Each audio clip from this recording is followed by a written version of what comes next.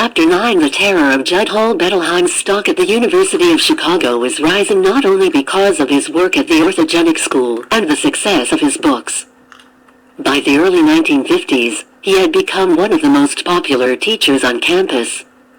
His classes on the dynamic theories of personality or his seminars on psychoanalysis were packed with students who, like the young women he had mesmerized at Rockford College and the counselors he transfixed in staff meetings, sat awed and apprehensive before him. No one was neutral about his courses, which former students recalled either as marvelous, evanescent experiences, or as terrifying and brutal, or sometimes as both, as battlegrounds that were almost classes in emotions themselves. It was a bit like Dungeons and Dragons, recalled David Bettman, a graduate student in human development in the 1950s. There was this ogre. You had to go up against him in his lair. If you could survive, then maybe you'd be a man. Bettelheim's primary den was room 126 in Judd Hall, home of the Department of Education. A spacious, wood-paneled classroom with chandeliers and mullioned windows and columns interspersed among these did well over 100 students. And that many and more had often crowded in by the time Bettelheim took his chair on the platform. He remained seated most of the time, because a circulatory disease that plagued his legs often made standing painful. In his dark suit and conservative tie, he looked every bit the formidable Herr Professor Doctor, especially when bent in the Mephistophelian position, yardstick in hand. As he smoothed back his wisps of hair, fussed with his tie, and swept the faces from behind his thick lenses, silence choked the room. What would he do today? Whom would he call on? Would someone actually sacrifice himself by asking a question or chancing an observation, risking a salvo of derision? Would a young woman again leave the room in tears? In the hope of avoiding Bettelheim's eye, most students made sure not to sit in the first 2 or 3 rows. The sense was, recalled Mark Lubin, a former graduate student in human development, that if he could see you he would cut you to ribbons. By the middle 1950s, Bettelheim's reputation for dicing had taken on mythic proportions with the knitting story. Just the mention of his name now prompts many people who may know little else about him to say, well, of course. You know that he once spotted a woman knitting in the first row and told her that what she was doing was a sublimation for masturbation, and that she shot back, drive. Bettelheim, when I knit, I knit. When I masturbate, I masturbate. Others have her saying, you do it your way. I'll do it mine. Superscript 1. David Reisman said the repost is wholly apocryphal, but that Bettelheim did make the masturbation knitting equation when speaking to a large group of sociology students in Mendel Hall, the university's main auditorium. Reisman, who was hosting the class, found Bettelheim's behavior so outrageous that, though his junior by 6 years, he felt compelled to call him on it and to comfort the young woman, who he said was far too crushed by the remark to make any response whatsoever. Squared Phyllis Stace, a former student, recalled Bettelheim attacking a knitter during a class in Judd 126. He really lit into her. It was unbelievable, but she, too, said the woman made no snappy comeback. Theodore Sterling, however, told me that the exchange did take place as the legend has it. He said he was a student in human development in the early 1950s. The class was dynamic theories of personality, and the knitter was an Asian woman in the first row who did indeed coolly respond. When I knit, I knit. When I masturbate, I masturbate. After and all, in his New York letter to the paper putting his own spin on it. He merged the incidents into one generic tale, making no mention of his masturbation remark or the impact it had on the young target or targets. Instead, he suggested that this interpretation had its genesis in Vienna, when little Andrea Salemi brought her knitting to meetings of Freud's inner circle and someone teased her by comparing the movement of her needles to coitus. Bettelheim went on to explain that knitting distracted him because it reminded him of how frustrated and upset he had become as a boy when his mother concentrated on her needlework instead of giving him the attention he craved. Adding that when he told the offending student this, she very graciously put her knitting away. He wrote that he introduced his mother into the story in the hope of teaching the class how Lingering the after effects can be of even small childhood rejections. Adding that as he became more sure of his teaching skills, knitting ceased to bother him. Cubed as at Rockford and in the orthogenic school staff meetings. Bettelheim taught mostly by throwing his students into the deep end of his Socratic pool. Normally, he handed out extensive reading lists at the beginning of the term, with standard works like Aitern's Wayward Youth and Freud's Totem and Taboo complemented by material from contemporary books and journals, including some of his own writing. He rarely lectured, and told Jacqueline Sanders that he prepared for his classes during the few minutes it took him to walk across the midway from the school to Judd Hall.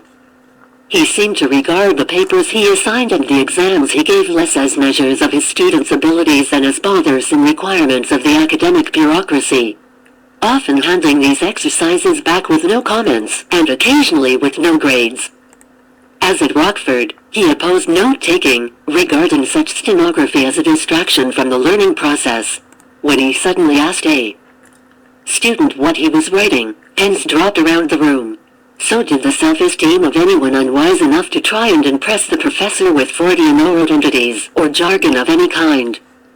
He felt most graduate students hid behind their texts instead of observing the psychological phenomena around them.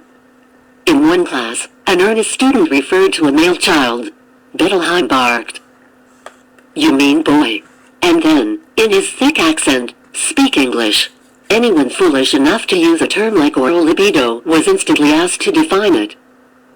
Not a comfortable task after Bettelheim had advised the room that, well, he ate every day, sometimes 6 times, but did not have sex with nearly that frequency. Even use of such an accepted word as ego drew his wrath. One student after another would scramble bravely to come up with a definition. Part of the psyche that controls the relation to reality, Bettelheim would shout. As others tried with equal desperation, his guttural rejections echoed through Judd 126. Finally, Mark Lubin recalled, "Some courageous soul would say, the ego is a concept." Bettelheim would say, with this affirming Viennese certitude, "That's right." Gutman told me Bettelheim asked one class, "Why do you think I make you hate me?" "Because if you hate me you will remember everything I say." And he was right, the son of a bitch. Many students called him Brutalheim, or the terror of Judd Hall. And occasionally one would summon up the nerve to ask him about his ferocity. "Why are you so cruel?" a young woman hazarded in the 1960s. "Don't you like us?" she said. He replied, "I'm not cruel and angry with you people, you don't mean enough to me. I only get cruel and angry with people I really care about." Bettelheim frequently showed short movies on depression, schizophrenia, and other mental health subjects produced by the National Film Board of Canada. Knowing they had to be prepared to respond to these films or to the assigned readings, and risk Bettelheim's withering put-downs, caused anxiety enough.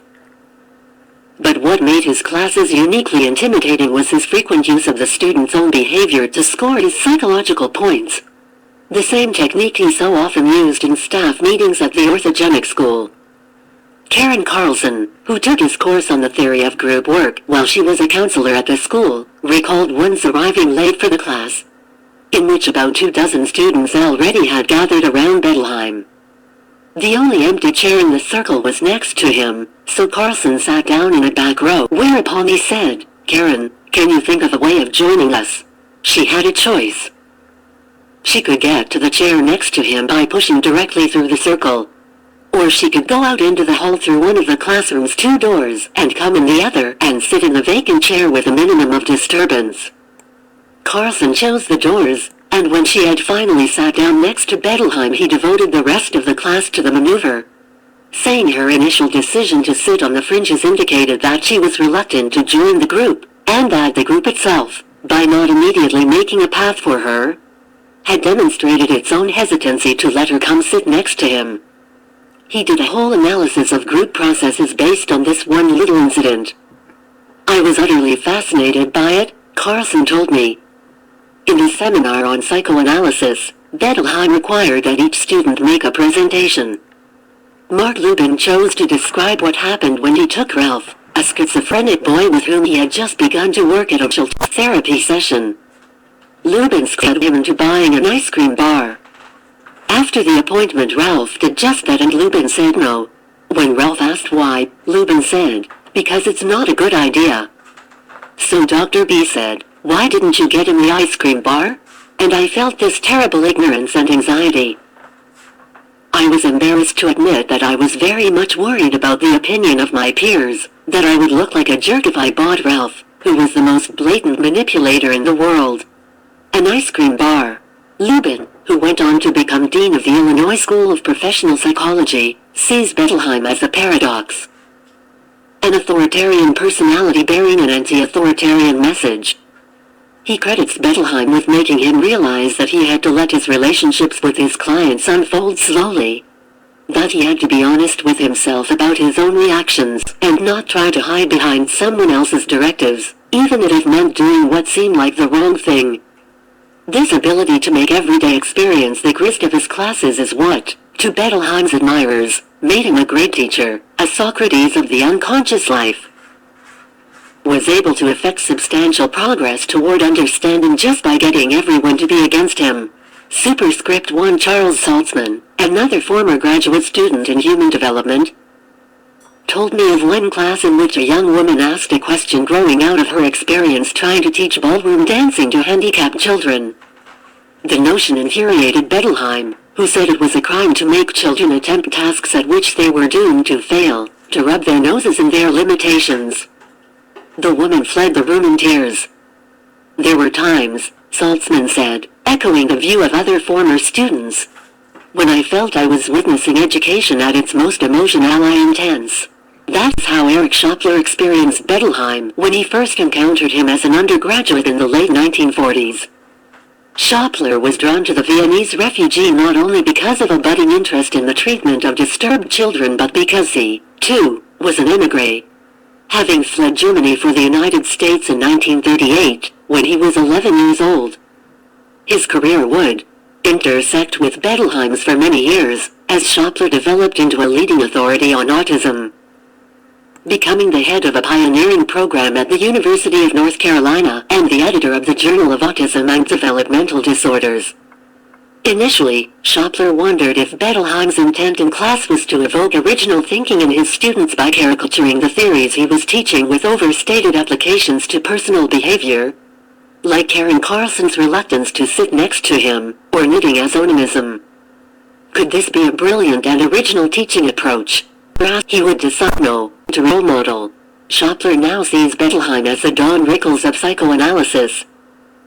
A performer who kept his audience tyrannized and off balance with sarcasm, insults, and psychological interpretations often aimed primarily at gaining the upper hand. Schoepfler soon recognized Bettelheim as a florid invention of himself and blames the University of Chicago for not putting him in the humanities, where his exaggerations and metaphorical flights would have done little harm. He would say the most outrageous things, Schoepfler told me, recalling an exchange at Chicago's Jewish Children's Bureau, where Bettelheim was a consultant for a time. A young attendant presented a case in which a child was threatening others with a knife. Bruno said, "Well, what do you think the knife means?" The young man said, "It's a phallic symbol and the boy is showing his aggressiveness through the knife." And Bettelheim roared at him and said, "That, a phallic symbol? Have you ever heard of a penis that could cut a loaf of bread?" He would hit you over the head with his Freudian symbols if it was convenient for gaining control of the conversation. If it was convenient for knocking you down, then he'd take that tack, showing how silly you were. Like Schoepfler, others look back on the frisson in Bettelheim's classroom with a certain embarrassed bemusement. Men and women no longer in their late teens and early 20s and high on the Freudian ether that intoxicated much of society into the 1960s, especially on university campuses. Like many of the once equally impressionable young counselors at the orthogenic school, they now realize that Bettelheim often shot from the hip. Superscript 1 dazzling his wide-eyed listeners by saying whatever popped into his head. He liked to demonstrate that when a child added numbers incorrectly it had meaning. So he occasionally asked several students to pick the first number that came to them and then to tell him the size of their immediate families. Sometimes the numbers matched, implying psychological significance. When they did not, Bettelheim was unfazed. One student said that the first number he had thought of was 12, but that he was an only child. Well, Bettelheim explained, the 1 stood for the student and the 2 for his parents. This numerology left this 17-year-old undergraduate so amazed that after class he ran back to his dorm to try it on his friends, with disappointing results. Superscript 1 squared Mark Lubin, who, like many others who came under Bettelheim's sway, continues to hold him in a certain esteem, concedes that he had idealized him hopelessly. I think he was a man who wanted to be seen as being profoundly wise, and certain of every opinion. He never exposed to me that he was unsure of he did as being absolute, questioning a film depicting aggression. Bettelheim asked the students why they, too, had so many aggressive tendencies. Before they could answer, he deflated them by saying they all feared that they were small and ridiculous. Some power impelled me to my feet, David Gutman told me. It was like moving out under machine gun fire. I said, Drive B, when you make fools of your students, aren't you defending against the same thing? That got him. He sort of reeled back dramatically. You could see that he wanted to tear me apart.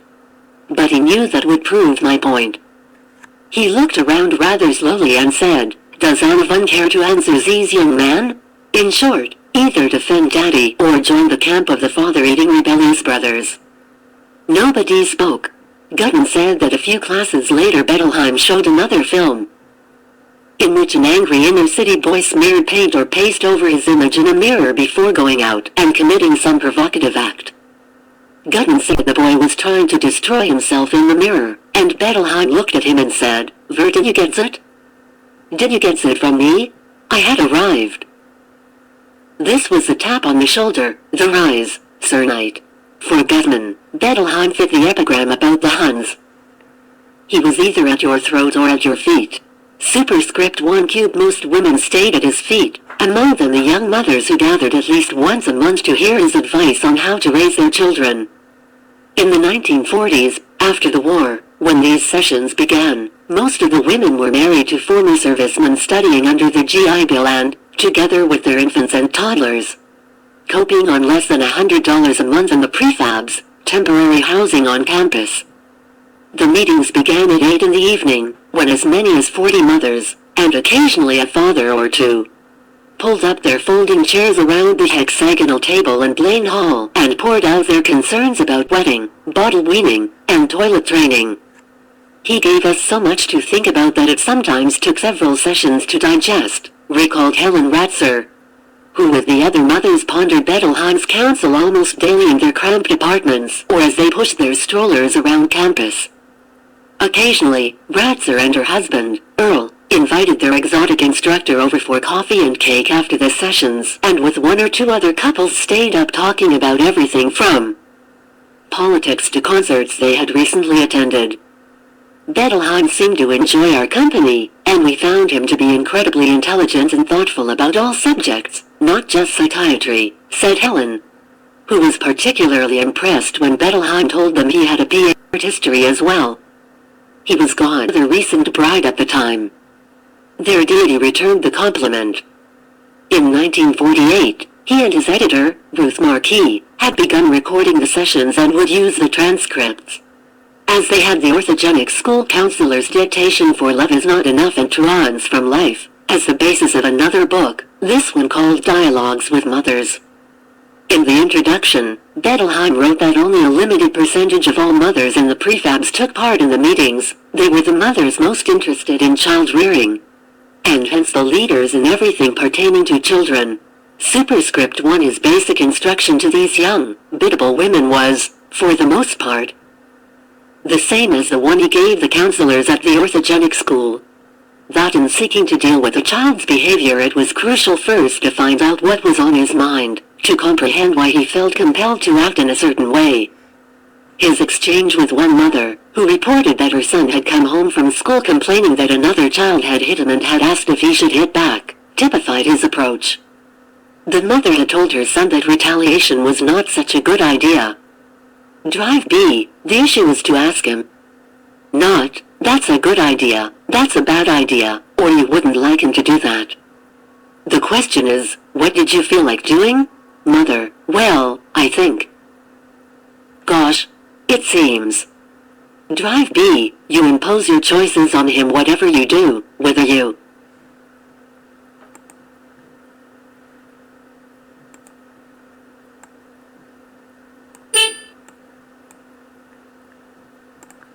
say, hit the or don't hit, or call the teacher. You say, by implication, I'm convinced you can't handle the situation on your own. He already knows that, or feels it, and you hit right back into it. Therefore, it's immaterial whether you say, hit back, or defend yourself, or run away. You hand him your opinion, without asking him for his superscript 1 in general. Bettelheim urged the mothers to be permissive, telling them their children knew their own needs and that parents should adjust accordingly, as did one family in the prefabs whose infant stayed up all night and slept all day. This was our job, Ruth Remack told me. He made it seem so beautiful, so right.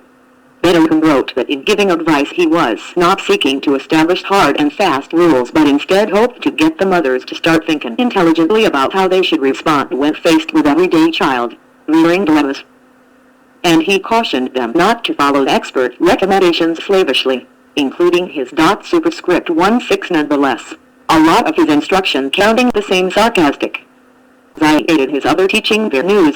Superscript 1.7 he told the mothers that spanking and hitting was the wrong approach to discipline, that kissing their children was ill-advised because it stimulated them in an adult way and might tempt them to start having intercourse. Then they became teenagers, that one of their children's greatest fears was that their sex could be changed, that little boys hoped their baby sisters would eventually grow a penis, and that pets should not be neutered, because children feared that the same would happen to them. Superscript 1.8 Some of Bettelheim's pronouncements were par for the Freudian course on which most psychotherapists played in the 1940s and 1950s, but occasionally he sliced the ball deep into the woods of incredulity.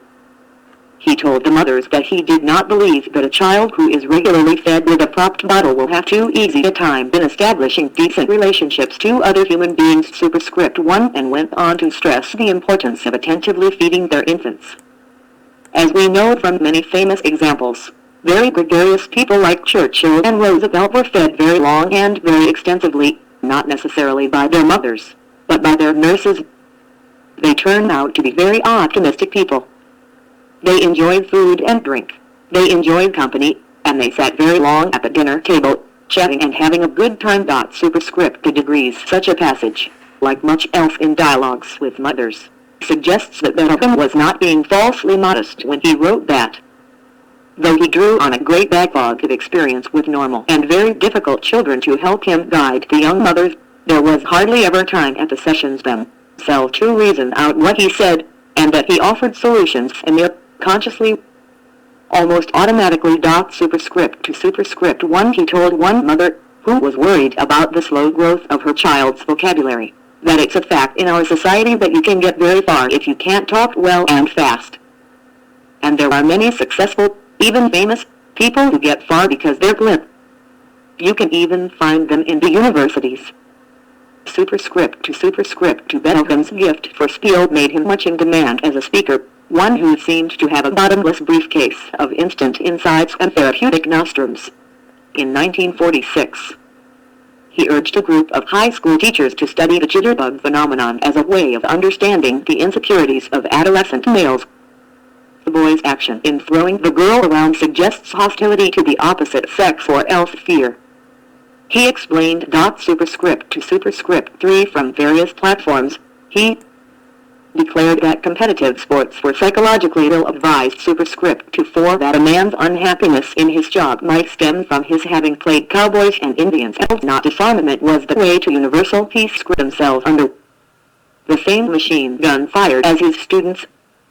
One professor recalled Bettelheim speaking thoughtfully about James Strachey's translation of Freud, then dismissing followed-up queries with a shabby superciliousness. Superscript to 7 an audience of public high school teachers eager to hear his views on how to handle their difficult students got more contempt than answers, leaving one to conclude that he was a terrible, egocentric, vain, sadistic, vicious, power-mad person. Superscript to 8 on October 28, 1959, Bettelheim spoke to a parent-teachers meeting in River Forest, a Chicago suburb, telling his listeners that they should stop worrying about juvenile delinquency, because it was no worse than it ever had been. J. Edgar Hoover was deceiving them by painting a bleak picture of the blackboard jungle, distorting crime figures so Congress would give the FBI more money. Everyone knew the Bureau's director was corruptible for the right price and would get his appropriations by hook or by crook. To lighten the proceedings, Bettelheim assured his audience that none of this really mattered much, because the communist Chinese were going to take over the world anyway. Hoover was not amused. An FBI informer who had been in the audience reported Bettelheim's remarks to the director, who within days ordered a file opened on the unwitting emigre, described on one page as probably Jewish. Superscript to in a memorandum to Clyde Tolson, Hoover's associate director, an agent named C. D. Loach wrote, Bettelheim has not only challenged our crime reporting program but what is more important has challenged the director's morals. He obviously should be called to task for this and should be told to put up or shut up. Loach recommended that the Bureau's Chicago office confront Bettelheim on his slandering of Hoover. The non-redacted portions of the file offer no indication that this was done. But Bettelheim did eventually learn that the FBI had opened the dossier on him. Superscript 3 degrees. It contains the usual mundane revelations produced by the Bureau snooping on innocent victims, summaries of Bettelheim's clipping envelopes in Chicago newspaper morgues, reports that he had written for the pacifist magazine Politics and that he had spoken on the problem child to the Women's Educational League of the Workers' Party. The file also notes that true Bettelheim had apparently not been active in any type of criminal or subversive activity. Superscript 3 Superscript 1 Throughout the 1940s and 1950s, Bettelheim was a conventional Democrat, like most of his liberal neighbors and faculty colleagues. Like everybody else, I am doing everything I can to get Adlai Stevenson elected, he wrote to James T. 6th election, adding that he feared, unlike Eisenhower's re-election. Superscript 3 Superscript 2 He seldom got involved in electoral politics, but he did take progressive public stands from time to time. In 1959, he testified before a U.S. Senate subcommittee investigating juvenile delinquency and attacked the class justice meted out to youthful offenders. If you are a rich man's son and get caught violating the law, you get a psychiatrist as a reward, but a poor boy gets sent to reform school. Superscript 3 Superscript 3 Rather than send delinquents to such institutions, he said, the nation should devote more money and resources to rehabilitation programs and less to the military and moonshots. Superscript 3 For Bettelheim made these last remarks on February 19, 1963, when the University of Chicago named him Stella M. Pollak Professor of Education at a celebratory press luncheon at the Tavern Club downtown. Among those present, high above Michigan Avenue, were the university's President George Beadle, Provost Edward H. Levi, Education Department Chairman Francis S. Chase, and Mrs. Early, the 89-year-old former public school teacher who had endowed the chair. The citation praised the honoree for books that had moved colleagues to more fruitful work and instructed parents to sounder insights into their own and their children's behavior, for his theoretical contributions, and for the development of a milieu therapy at the orthogenic school whose quality and efficacy exceeded any other contribution to the field. Superscript 3-5 In accepting the honor, Bettelheim saluted his staff and again said that about 80% of his residents were leaving the school emotionally whole. Superscript 3-6 The next day, the university's public relations office proudly reported that 17 journalists had attended the luncheon and that one had been moved to observe. Now I've seen the canonization of a saint. Superscript 3-7 The Chicago psychoanalytic community took a somewhat less hagiographic view of their colleague on the Midway, an attitude in which envy surely played a part. While they labored mostly in obscurity, dutifully listening to their patients, attending their meetings, and publishing in the requisite intramural journals, Bettelheim's headlines grew ever bigger. Largely because of this celebrity and Bettelheim's willingness to take on the difficult cases at the orthogenic school, the city's Institute for Psychoanalysis eventually made him a member, but he felt like a second-class citizen from the start. And in the minds of many of his fellow members he was They bridled at his dismissal of theory, and his tendency to be aggressive and sarcastic was obnoxious to some, including the Institute's president and his wife, Maria, who, in 1939, had helped pass money to the Nazis in the effort to free Bettelheim from Buchenwald. Maria Pierce said Bettelheim never thanked them after they had all settled in Hyde Park, which doubtless fueled her husband's antipathy, but he also regarded his fellow Viennese as mean and intellectually dishonest, a con artist who had misrepresented his credentials to get where he was, took credit for other people's work, and inflated his achievements at the orthogenic school. Superscript, the omerta that prevails in most professions. Peers and other Bettelheim critics in the psychoanalytic community usually only whispered their disapproval. But even if one or two had attacked him openly, he was now so well known and respected by the lay public that any challengers risked being accused of sour grapes, precisely the fear Gina Weinman felt whenever, after reading her former husband's repeated claims to have treated Patsy, she contemplated telling anyone that in fact she had care for the child. Superscript 3. Bettelheim's lack of status with the psychoanalytic establishment infuriated him. In 1949 and 1950, he had co-authored with Emil Sylvester 2 articles that appeared in Psychoanalytic Study of the Child, but after that he never appeared in any of the 5 leading psychoanalytic journals again. 4 degrees. In 1961, he submitted a manuscript about an autistic girl to the Journal of the American Psychoanalytic Association. Several members of the editorial board found his portrait interesting, even masterful. One reported that despite its 80-page length it read almost like a novel. But they criticized his lack of theoretical underpinnings for his conclusions, which one called very risky. The editor rejected the paper, but held out the possibility of future publication if the author would supply more details as to how he reached his formulations. For Superscript 1 in response, Bettelheim wrote that the difference between him and the critical editorial board members was that he believed in pushing against the limitations of a science so as to forever enlarge on its scope, and told the editor he had arranged to have the paper published elsewhere. For Superscript 2 in 1974, after Bettelheim stepped down from the dais where he had been honored before a large and enthusiastic audience along with Anna Freud and Erik Erikson, among others. The former student named Kate Field reminded him that he had agreed to let her interview him. She had expected him to be warm and receptive after basking in so much acclaim, but she said he yelled at her, "You're from the Institute in Chicago. I wouldn't give an interview to anyone from that place. They don't recognize that I am the outstanding child analyst in the country, if not the world." Bettelheim's relationships with his convent were the analysts, but he never felt fretted on that some of the professors he chatted with in the corridors of Judd Hall or in the dining room of the Quadrangle Club regarded his books about the school with a certain disdain, popularized pot boilers, as one called them. For Superscript 3, after the success of Long is Not Enough, he had tried taking the approved academic high road with symbolic wounds, puberty rights, and the envious male. In it, he wrote that he had observed for adolescent children at his school, 2 boys and 2 girls, agree to a pact in which the boys would prick their fingers and mingle their blood with the girls' menses. The staff intervened, but the incident moved Bettelheim to ponder what the act meant, and to suggest that circumcision and similar genital mutilations in preliterate society did not necessarily stem from the father's pathological, sadistic need to dominate the son in the latter's rite of passage, as both anthropologists and psychoanalysts generally believed at the time. Instead, he cautiously argued, perhaps such rituals reflected the male's envy of the female's ability to menstruate, give birth, and breastfeed. Bettelheim buttressed his arguments with considerable research, most of it carefully attributed in numbered endnotes.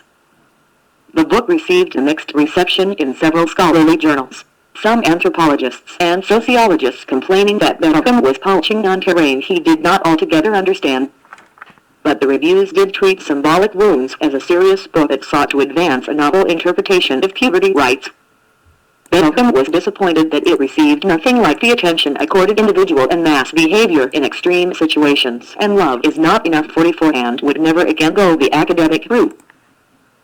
Bettelheim was also uneasy on campus because he suspected that, like Earhart peers, some of his colleagues questioned his credentials and were onto his as if, such as his claim that Eleanor Roosevelt had rescued him from Buchenwald. Yet, no matter how big a star he became, he seemed compelled to recirculate such deceptions year after year. In a routine 1964 memo to the Dean of Education, he wrote that he had a degree in psychology from the University of Vienna and had trained at the Vienna Psychoanalytic Institute with work in child analysis and in the treatment of psychotic and delinquent children. 45 The university had given him a refuge in the 1940s and he had risen to become one of its most widely known professors, but he continued to feel the outsider, as he did among psychoanalytic hierarchs and as he had as a merchant in Vienna. Those on campus who belonged were men like Robert M. Hutchins and Ralph Tyler, with their impeccable pedigrees and their ability to offer him protection, or like Howell Wright, medical needs of children at the orthogenic school, and who Bettelheim insisted call him Mr. He gave these well-born Gentiles total deference, as he did anyone he regarded as his social or official superior. If he felt, rightly or wrongly, that he was intellectually out of his depth, his confidence evaporated. He occasionally confided in Benjamin Wright, who worked closely with him at the orthogenic school in the 1950s. Wright recalled going to a professional meeting with Bettelheim, who soon found the other participants intimidating. "Say something smart, say something smart," he kept whispering to his junior colleague.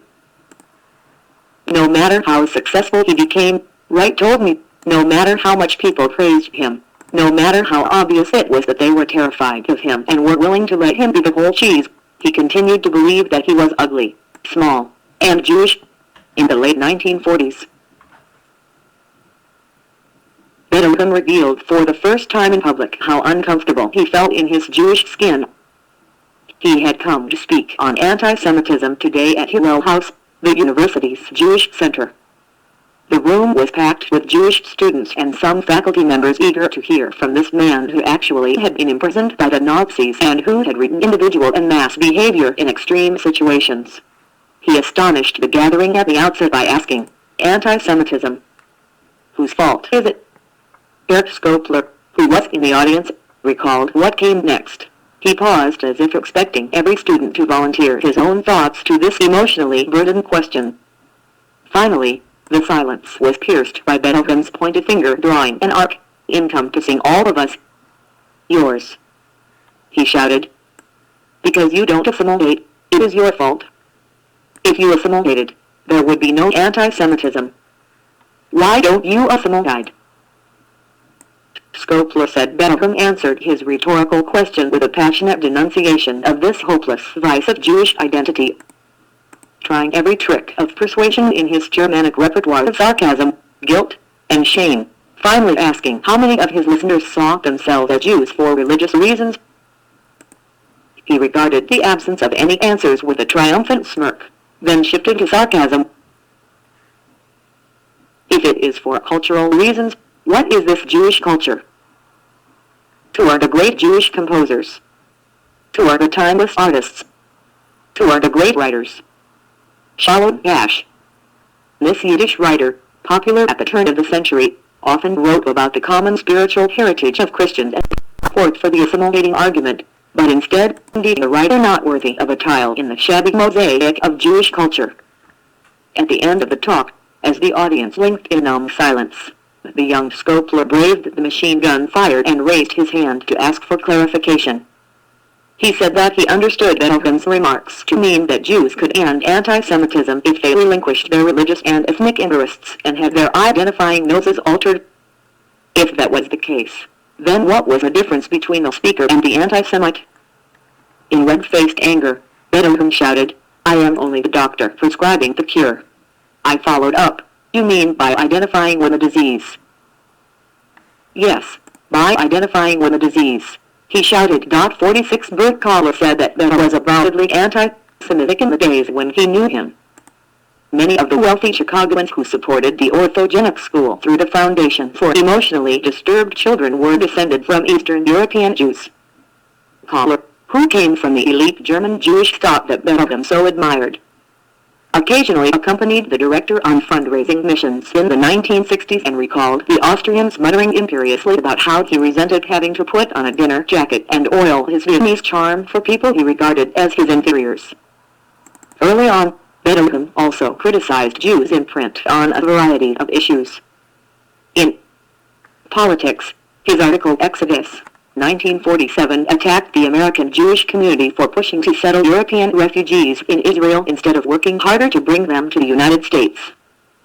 And he had chided Jews for stereotyping anti-Semites, supporting his case with the frostbite story, in which he ran brave wore off flesh to impress the hostile infirmary guard in Buchenwald. He also instructed Jewish parents on how they could best arm their children against anti-Semitism. He said little could be done to prepare children of 4 or 5 against the realities of prejudice and told parents not to try, instead urging them to set a good example for their offspring and to provide them with the education and security they needed so that they would be strong enough to deal with prejudice when they grew older. He told Jewish parents they were too preoccupied with building community centers, that Jewish institutional life was becoming a vast system of psychological fortifications behind which they hoped to live without incurring emotional scars of anti-Semitism. They overstated the amount of anti-Semitism in American society, and their irrational fear of the goy was in danger of becoming a psychological necessity. 47 to support this thesis that too many Jews were afflicted with a ghetto mentality. Bettelheim revised one of the findings he had reported in individual and mass behavior in extreme situations in 1943, and asked more than one to camps if they should be lucky enough to reach freedom. He said only two indicated that they would, the rest preferring to put their hope in revolution and rejecting the idea that other nations should meddle in Germany's internal affairs. 48 by 1963, speaking to the Chicago chapter of the American Council for Judaism. Bettelheim was telling the story this way. The Gentile inmates were nearly unanimous in wanting to tell the world of the Nazi atrocities, but the Jews were divided.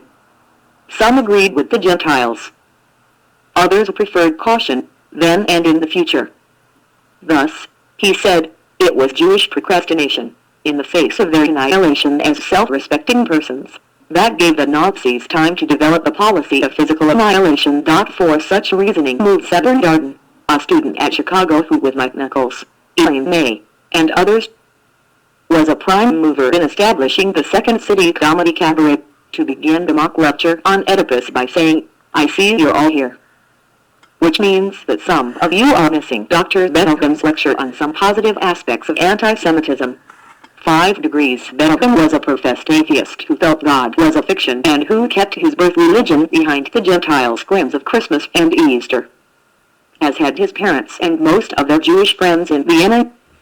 For more than 20 years, he was adamant that the many Jewish children and staff members at the orthogenic school do the same. He would not tolerate even a discussion of Hanukkah or the High Holy Days. Karen Carlson told me Bettelheim had been granted U.S. citizenship in 1944, just a few weeks after taking over the school. To those who asked him why he rejected the Jewish celebrations, he often said, this is America and we celebrate American holidays. Philip Goldblum, a resident during the 1960s, told me that when he asked Bettelheim if a Seder could be held in the dining room, the director told him that it would not be good for his psychological well-being. Bettelheim's public instruction to all Jews remained what it had been at Hillel House, assimilate, assimilate, assimilate. But he sometimes sent out a contradictory message in private. In his books, Bettelheim often leaned on the work of Erik Erikson 5 superscript 1, and after receiving a grant in the mid-1950s to study autism, he invited Erikson, then at the Austin Riggs Center in Stockbridge, Massachusetts, to spend regular periods consulting at the orthogenic school so that all hands could benefit from his great knowledge and insight. 5 superscript to Erikson did pay 1 or 2 visits, but, whatever his contribution, Bettelheim would develop an angry hostility to this man who had used his stepfather's name, Hamburger, when studying Vienna, but who became friends in the 1930s. In a letter attacking Erikson for claiming that he and parents in general were unselfish, Bettelheim wrote, Erikson tries to pretend to be the magnanimous boy, the goddamn Jew. I know I am a selfish Jew, so help me God, so I can afford to look at things as they are. All this goddamn pretense. 5 superscript 3. A year later, Erickson was a miser, able so and so, who was a Jew in Vienna when it paid, and is now a Viking in the States when that pays. 54. When Philip Goldblum's sister was about to marry a Gentile, the Goldblums, who, like many parents, were in awe of Bettelheim because of his reputation, sought his advice. He told them that such mixed marriages were ill-advised. The position Karen Carlson told me he took when she advised him she planned to marry a Jew. In letters and private conversation, he said the fear of the goy was anything but irrational and overstated.